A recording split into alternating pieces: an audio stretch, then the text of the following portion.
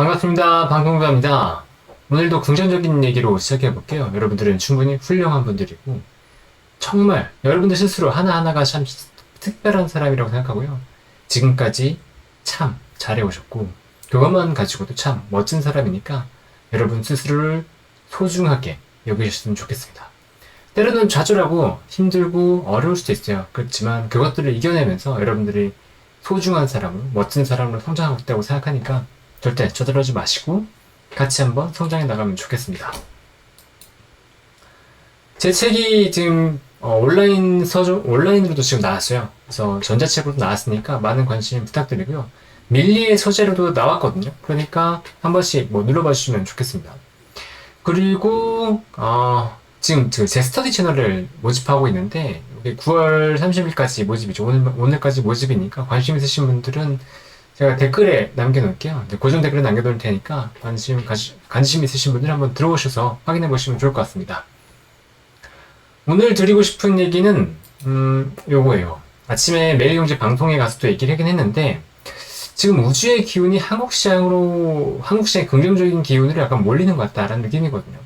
크게 이제 한 4-5가지 요인을 보고 있는데 여기서 일단 4가지 요인으로 적어놨습니다.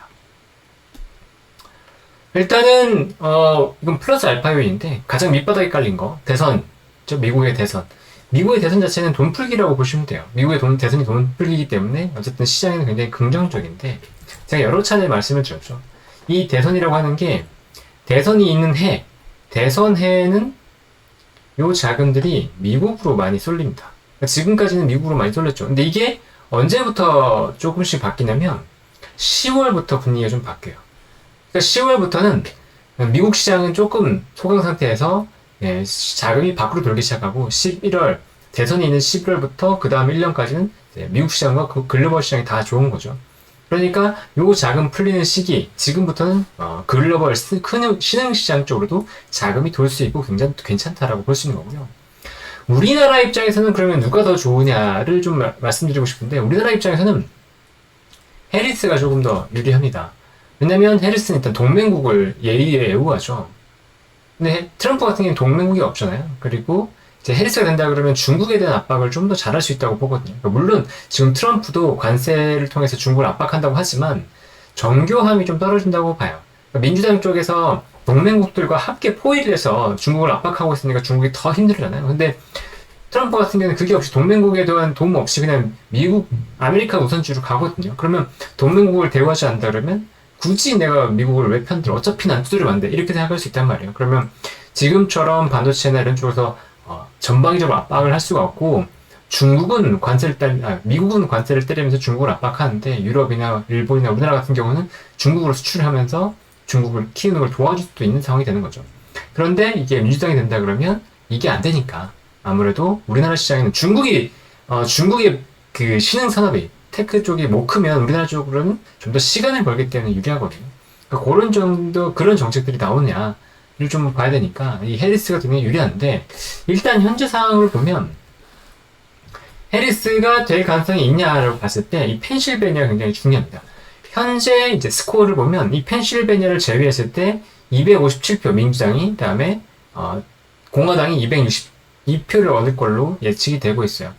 물론 스윙 스테이트, 그러니까 아주 치열한 지역들이 몇 개 있습니다. 여기 미네소타, 위스콘신, 미시간 이런데, 네바다, 애리조나 이런 데는 여전히 조금 치열하긴 한데 그래도 여기들 1%포인트 이상의 차이를 보이고 있는데 펜실베니아 같은 경우에는 정말로 왔다 갔다 하는 모습이 보이고 있고 지금 최근에 보면 트럼프가 약간 앞서는 그런 모습이 있거든요. 해리스가 앞섰다가 트럼프가 앞섰다가 하는데 지금은 이제 통계적으로 봤을 때 해리스가 앞서고 있고 평균을 봤을 때는 근데 최근 통계는 트럼프가 앞서고 있고 최근 평균 통계는 트럼프가 앞서고 있고 가장 최근 통계는 해리스가 조금 앞서는 걸로 나와 있어요. 그래서 요걸 누가 가져가냐에 따라서 270표를 얻으면 되는데 지금 펜실베니아가 19곳 19개이기 때문에 누가 이기든 누가 펜실베니아를 가져가든지 간에 미국 대선을 가져갈 수 있다. 이렇게 보시면 되고 전체 지금 지지율은 별로 중요하지 않습니다. 전체 지지율보다는 펜실베니아 쪽이 어떻게 되는지를 면밀하게 보는 게 훨씬 더 중요하다. 이렇게 이해할 수 있을 것 같아요. 그리고 이제 첫 번째 요인이라고 본다 그러면 이제 미국의 금리 인하죠. 이게 들어왔다. 미국의 금리 인하가 들어왔다. 미국의 금리 인하는 결국 뭐죠? 달러의 약세 요인이 됩니다. 물론 미국의 금리 인하 자체가 경기 부양책이 될 수 있죠. 요 자체가 이제 주식시장에는 긍정적일 수 있는 거잖아요. 그런데 지금 보면 달러 약세 요인이 됐기 때문에 달러가 약세가 된다면 이 말은 다시 신흥국 시장으로 자금이 들어올 수 있다는 거예요. 지금까지 달러가 이렇게 강세를 보이는 상태에서는 이 자금이 어디로 가냐? USA로 갈 수밖에 없는 거죠. 그쵸? 왜? 달러가 강세니까. 환율에서 먹으려면 미국으로 가야 되는 거잖아요. 그러니까 미국 시장이 조금 더 강세를 보였다. 그리고 글로벌 시장을 쉬는 가운데서 미국만 계속 좋았단 말이에요. 근데 그게 이제 미국이 금리를 인하하면서 글로벌 시장이 숨통을 채워주기 시작한 거죠. 미국을 허덕이면서 금리 정책을 따라가는데, 통화 정책을 따라가는데, 미국이 이제 내리기 시작하니까 글로벌 증시 같은 경우에도 이제 금리 인하, 경기 부양책을 본격적으로 쓰기 시작하는 모습이 나타나고 있죠. 근데 이 상황에서 경기 침체만 없다고 한다면, 만약 경기 침체가 있다 그러면 신흥국 시장으로 자금이 돌 수가 없어요. 왜? 안전자산으로 가야 되니까. 그럼 안전자산이 어디냐? 미국으로 다시 가는 거죠. 미국 채권이라든가 엔화로 가게 되는 건데, 이 상황에서 경기 침체가 없다 그러면 신흥국 시장으로 자금이 회전하게 됩니다. 그런데 최근에 보면 미국의 경기 침체는 이렇게 봤는데 실업률이 올라가서 걱정했는데 실업률이 다시 떨어졌고 최근에 경기 침체 우려까지는 아니네 라는 얘기가 나오고 있죠. 그러니까 시장은 신흥국 쪽으로 자금이 돌 수 있는 배경이 되고 있다라고 보시는 거고요. 그래서 이따가 다시 말씀드리겠지만 이 경기 침체가 없다는 시그널을 좀 확인하려면 우리가 유가와 엔달러 환율의 향방을 지금 면밀하게 계속 관찰할 필요가 있다. 지금은 국채금리보다는 유가랑 엔달러 환율이 어떻게 되는지, 시장의 동향이 어떻게 보고 있는지 이게 더 중요할 거라고 보고 있습니다. 또 두 번째는 일본의 매파적 정책이에요. 이게 왜 긍정적이냐? 일단은 오늘만 보면 일본 시장이 5% 가까이 5% 수준으로 하락을 했죠. 니케이가 5% 급락했는데 이 일본이 급락한 이유는 이시바 시게루 일본 총리가 당선이 되면서 이게 매파란 말이에요. 금리를 원래는 이제 일본 총리가 금리를 내리는 정책, 완화하는 정책, 제2의 아베노믹스를 할 거라고 생각했던 그 후보가 떨어지고 이시바 시게루가 당선이 되다 보니까 이 후보는 일단은 엔화 강세, 일본의 금리 인상을 지금 추구하고 있고 재정 건전성을 추구하고 있기 때문에 결국은 재정을 건전하게 한다. 그래서 일본 국채 발행을 좀 줄인다. 이런 모토란 말이에요. 그러니까 일본 증시가 약세를 보이는 게 당연한 거죠. 거기다 금융소득세를 부과한다고 했기 때문에 우리나라도 똑같아요. 이제 금투세 한다 그러니까 안 좋다고 하는 거 똑같은 것처럼 금융소득세를 누진세를 부과한다는 얘기가 나오면서 일본 증시는 약세를 보였다라는 거죠. 근데 이게 계속해서 약세를 보일 이유냐라고 본다 그러면 그렇게까지는 아닐 거다라고 일단은 보여요. 여기서 균형점을 찾은 다음에 엔화가 어떻게 갈 건지를 방향을 좀 더 봐야 된다라고 좀 생각이 드는 거죠. 일단 일본 증시로는 이탈했다. 하지만 엔화는 일단 강세가 된 거죠. 142엔 수준으로 내려왔습니다. 근데 엔화가 계속 얘기 드리지만 엔화가 한 141엔 정도가 굉장히 중요한 라인이라고 봤었고 요 라인 위에서 놀고 있으니까 시장은 일단은 크게 흔들림 없이 안정적인 모습을 보이고 있죠. 근데 이 141엔이 어느 순간은 무너질 거예요. 미국의 다음 금리 인하와 일본의 금리 인상이 이루어진다 그러면 이 141엔도 무너질 텐데, 이때 미국의 경기 침체가 강하게 있지 않고 중국의 경기 부양을 통해서 신흥국이 괜찮다고 한다면 아마도 이 엔화가 강세로 가는 게 약간 스무스하게 조정이 있을 가능성이 있다.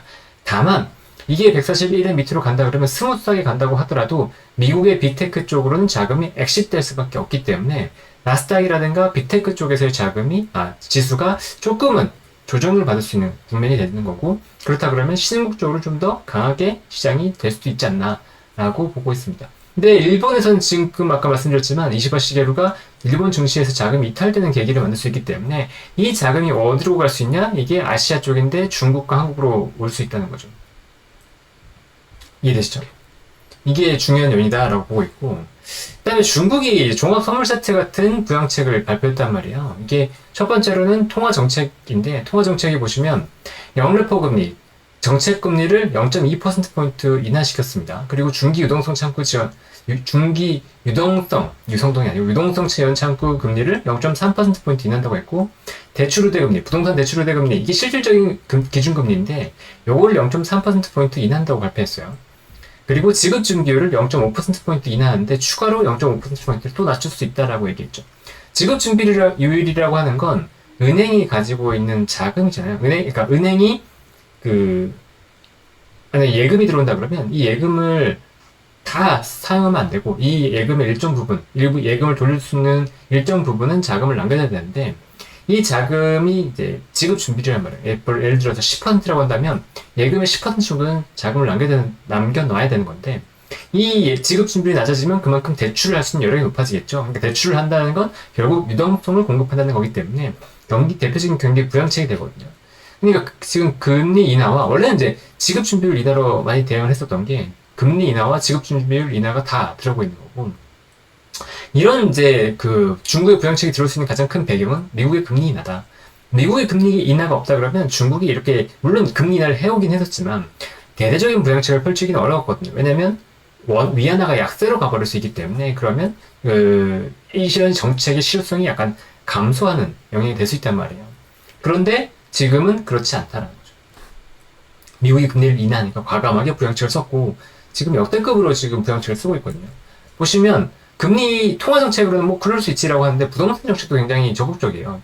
지방 정부를 보면 광저우는 주택 구입 제한을 해제한다고 했고 상하이나 선전 같은 대도시는 외국인 주택 구입의 제한을 완화시킨다고 했습니다. 그리고 첫 주택 구입자가 최소 계약금이 15% 이상, 예전엔 더 높았는데 15% 정도만 되면 이제는 첫 주택 구입의 계약금으로 된다라는 거고 인민은행 같은 경우는 국영기업에 미분양 아파트 매입 자금을 대출해주는 이 제도를 마련하겠다고 했어요. 그러니까 부동산도 적극적으로 지원하겠다고 발표한 거죠. 여기에서 끝나지 않아요. 부동산뿐만 아니고 증시부양책도 마련하는데 증권사, 보험, 기금 같은 것에 주식 매입을 할 수 있는 자금을 지원하는 제도를 마련하겠다라고 발표했어요. 이게 5천억 위안입니다.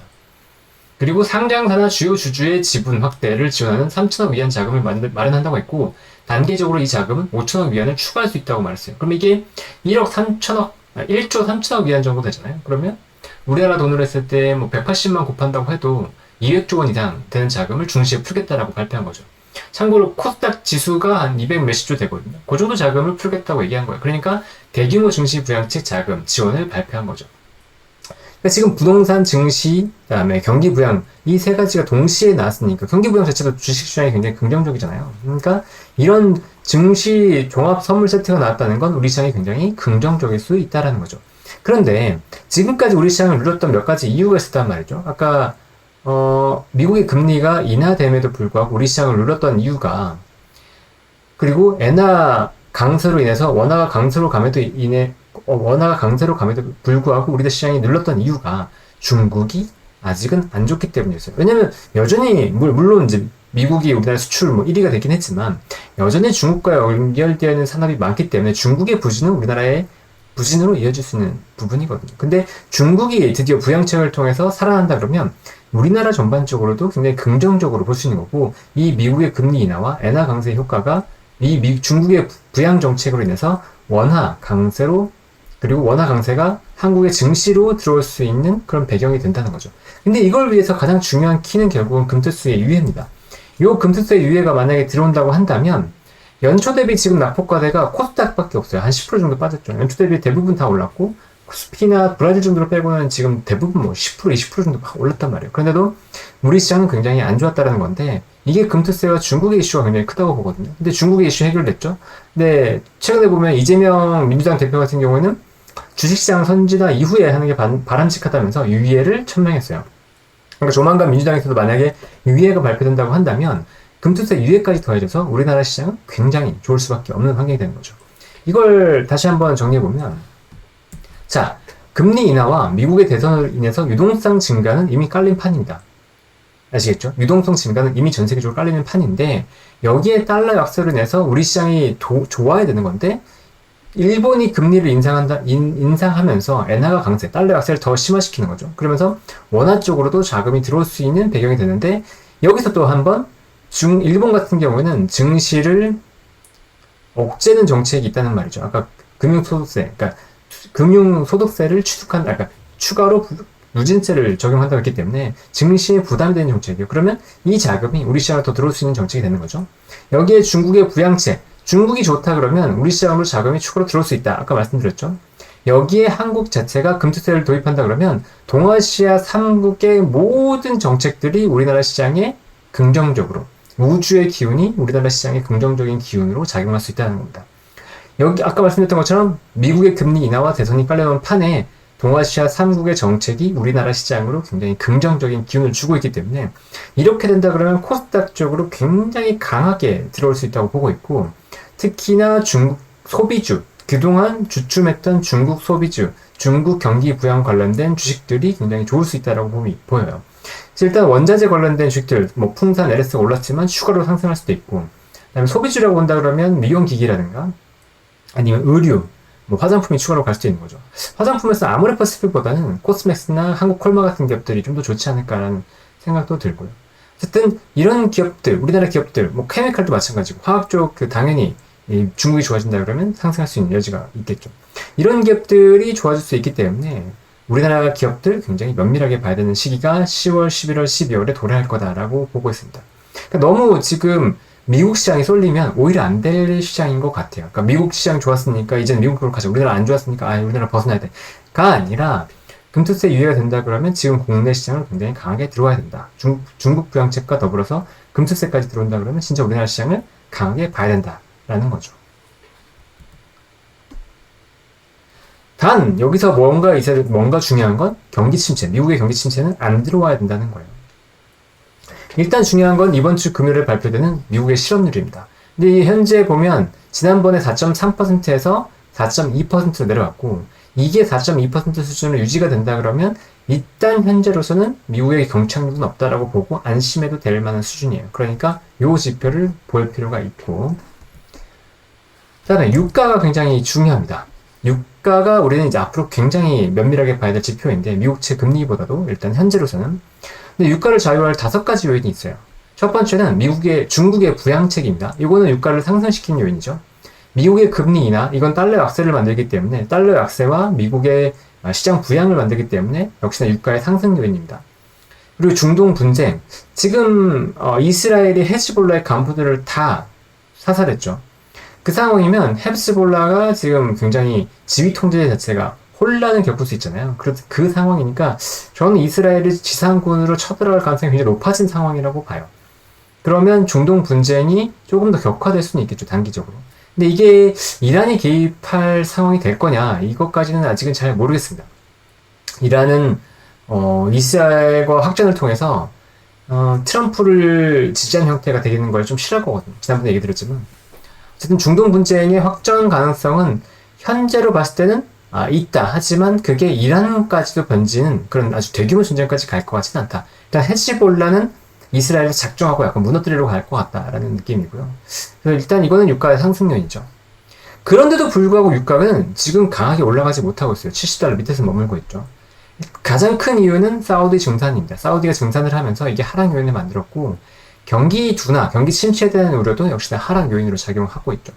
그래서 일단은 보면 요 4가지가 균형점을 만들고 있고, 현재 수준에서 올라간다고 하면 이 1번이 좀 더 크게 작용하는 것일 거고, 만약에 하락한다 그러면 5번이 크게 작용하는 것일 거다라고 이제 예상을 하면 돼요. 물론 그 중간에 중동 분쟁이 만약에 이란까지 확전된다 그러면 유가가 더 올라갈 수 있겠지만 그렇게 일단은 보이지 않는다고 전제를 두고 가는 거죠. 그러면 이게 유가가 어느 선이 좋을 거냐? 한 70에서 75불 사이가 좀 적당하다고 보고 있습니다. 요 선이면 경기가 무난하게 지금 괜찮은 거구나 라고 생각할 수 있는 거죠. 이것보다 많이 올라간다 그러면 중동 분쟁에 대한 이슈가 불거지면서 인플레이션에 대한 우려가 다시 한번 얘기 나올 수 있고, 만약에 이 수준으로 유지가 된다 그러면 이거는 괜찮다. 하지만 이거보다 떨어진다 그러면 이런 이슈에도 불구하고 밀려버리는 거기 때문에 경기 둔화에 대한 우려가 있는 게 아닌가. 그래서 70불 밑에 68, 지금 68불 수준이긴 하지만 여기서 올라갈 가능성이 있다고 보는데, 만약에 이게 68, 65 이렇게 내려간다 그러면 경기 둔화에 대한 우려가 있으니까 아까 얘기했던 거 다 무시하시고 경기 침체 우려가 있다 그러면 일단 좀 부정적으로 보자가 된다는 거죠. 근데 지금 봤을 때 유가가 크게 무너질 것 같지는 않아요. 단 다시 한번 말씀드리지만 유가는 약세도 아니고 강세도 안 좋다. 지금 현재 라인을 보면 이제 70불 밑인데 우리가 원하는 건 요 선에 왔다 갔다 하는 거죠. 그럼 최근에서 이제 70불 밑으로 무너지는 모습이 보였지만 중국이 부양책이 대대적으로 들어오기 시작한다 그러면 유가가 여기서 더 빠지기는 쉽지 않아 보입니다.